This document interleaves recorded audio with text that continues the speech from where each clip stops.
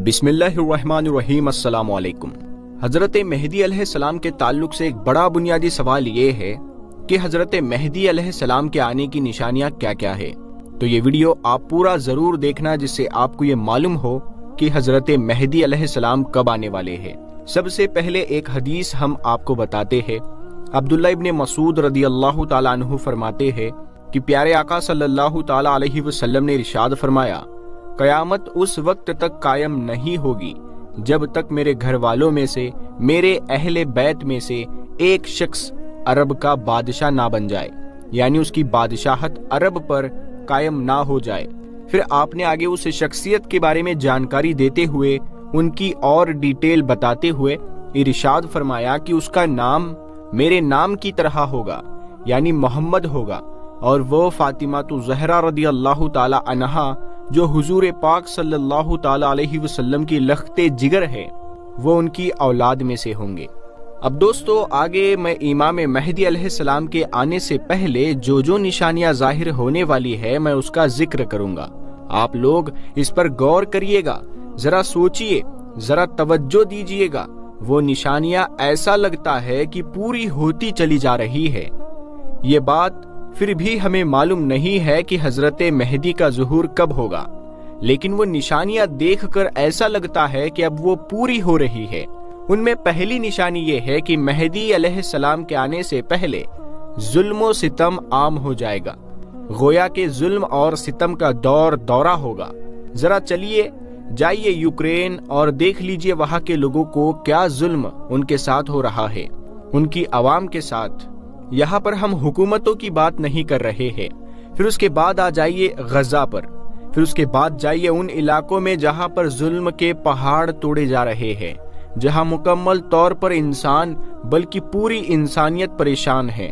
तो ये जुल्म सारी दुनिया के अंदर आम हो गया है। नंबर 2, जलजले आएंगे।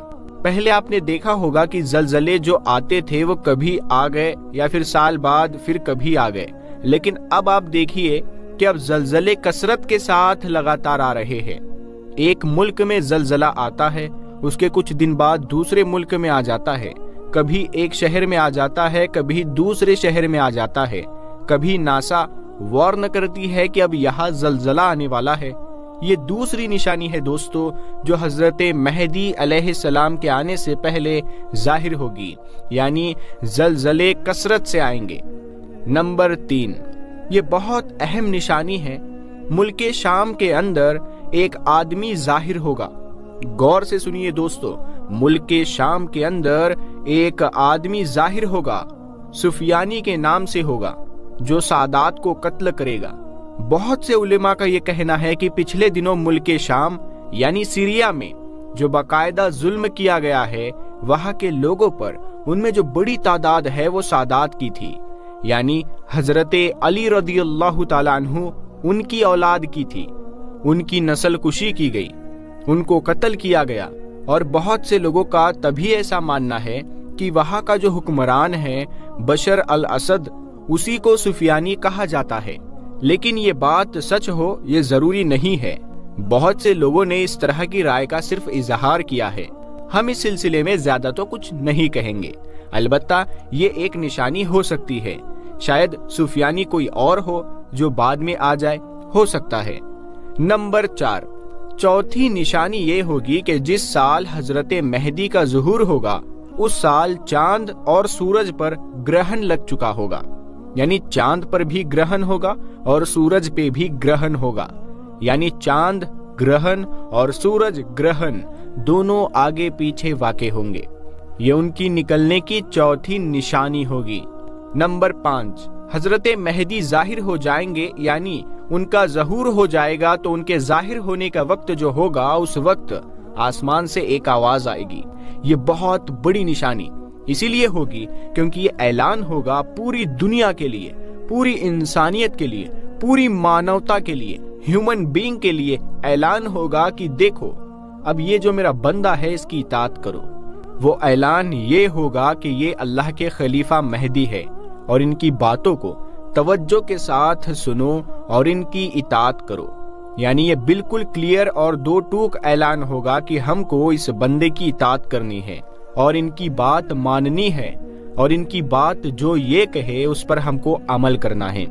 بہرحال چونکہ حضرت مہدی علیہ السلام ابھی ظاہر نہیں ہوئے ہیں، تو اس سے پہلے یہ بات نہیں کہی جا سکتی ہے کہ یہ اعلان ابھی ہوا ہے، لیکن ظاہر سی بات ہے جب ظاہر ہوں گے تبھی یہ بات کہی جائے گی۔ نمبر 6، چھٹی بڑی نشانی جو ہے ایک خزانہ جو کعبۃ اللہ کے اندر ہے، جو بیت اللہ کے اندر پوشیدہ ہے، چھپا ہوا ہے۔ اللہ عالم بالصواب، وہ کہا ہے اس کا علم سعودی گورنمنٹ کو ہے یا نہیں ہے، اللہ ہی کے علم میں ہے۔ بہرحال وہ خزانہ چھپا ہوا ہے اور اس خزانے کو رتاج الکعبہ بھی کہا جاتا ہے۔ جب حضرت مہدی علیہ السلام ظاہر ہوں گے تو پھر وہ اس خزانے کو نکالیں گے، اور کچھ روایات کے مطابق یہ ہے کہ وہ آنے والوں کو، مانگنے والوں کو بھر بھر کے دیں گے، یعنی جسے کہتے ہیں جھولیاں بھر دیں گے۔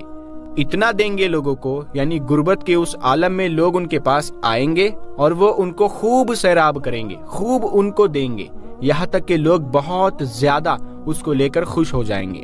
پھر اگلی نشانی یہ ہوگی کہ لڑائیاں شروع ہو جائے گی، سخت جنگیں ہوگی دنیا کے اندر۔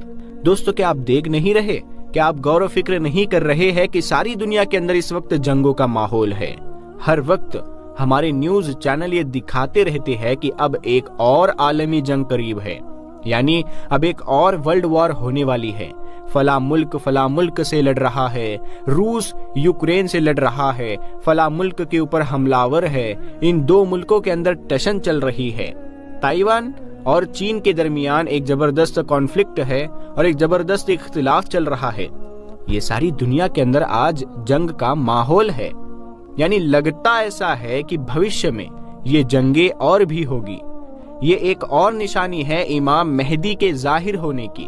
پھر جب یہ لڑائیاں چل رہی ہوگی تب ان لڑائیوں کے درمیان حضرت مسیح کا، یعنی حضرت عیسیٰ علیہ السلام کا نزول ہوگا، اور وہ آسمانی دنیا سے اتر کر دو فرشتوں کے اوپر ہاتھ رکھے ہوئے نازل ہوں گے، اور مشرقی مینار ہوگا، شہر دمشق ہوگا، اور وہاں کی جامع مسجد ہوگی، وہاں پر نازل ہوں گے، اور اس وقت امامت کے لیے حضرت مہدی آگے بڑھ رہے ہوں گے، اور عیسیٰ علیہ السلام تشریف لائیں گے تو وہ ادب میں پیچھے ہو جائیں گے۔